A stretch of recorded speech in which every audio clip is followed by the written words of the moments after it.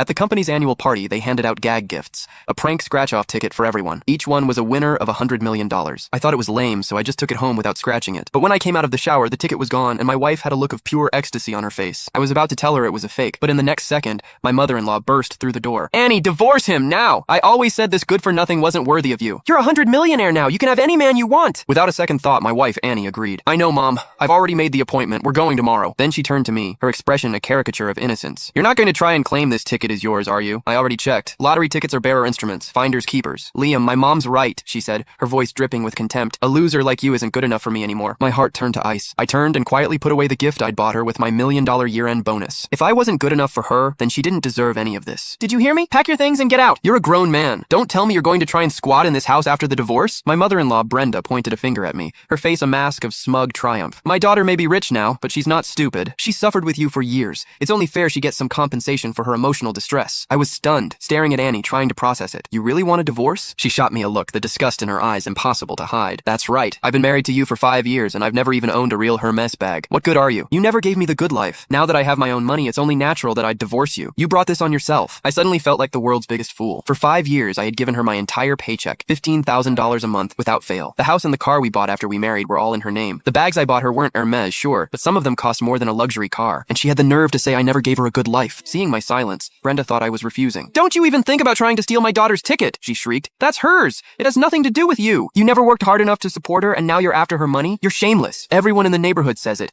that Annie married a freeloader." And they were right. Annie turned away. "Mom, stop. It's embarrassing just talking about it." They had no idea. The company had just promoted me to general manager, with a 5% stake in the business. If it weren't for this, Annie would have been set for life, the wife of a very wealthy man. But now it seemed fate had other plans for her. I looked at them, a cynical smile on my face. The company gave me that ticket at the party. All of my colleagues can vouch for it. Annie clutched her pocket protectively and then kicked my shin. "Are you that desperate for money? Have some dignity, Liam. The ticket belongs to whoever holds it." Just then, another figure burst through the door. He swept Annie up into a hug. "Annie, is it true? Did you really win $100 million? It was my best friend Dylan. He'd given me so much advice when I was trying to win Annie over. I never imagined he would be holding her in his arms, right in front of me. And Annie, the moment she thought she was rich, had called him first. It was obvious what was going on between them. Annie dropped the act. She wrapped her arms around Dylan's neck. "It's true, Dylan. From now on, how about I take care of you? Dylan, I think you're my good luck charm. It must be because you kissed me today. That's why I won. So really, you deserve a share of this prize money." My head was spinning. The ticket was stolen from me, so my luck had nothing to do with it. But Dylan cheats with my wife, kisses her, and he gets a cut. The sight of them made my stomach churn. I remembered the first time I saw her, feeding stray cats. I was so drawn to her kindness, her innocence. I pursued her for 3 years, and I cherished her. A few years ago, when the company was struggling, I felt so guilty that I couldn't afford to buy her a nice gift with a bonus. Now I finally had $1 million bonus to give her, and a single fake lottery ticket had shown me just how pathetic my devotion had been. You can find the full story in my bio. It's free.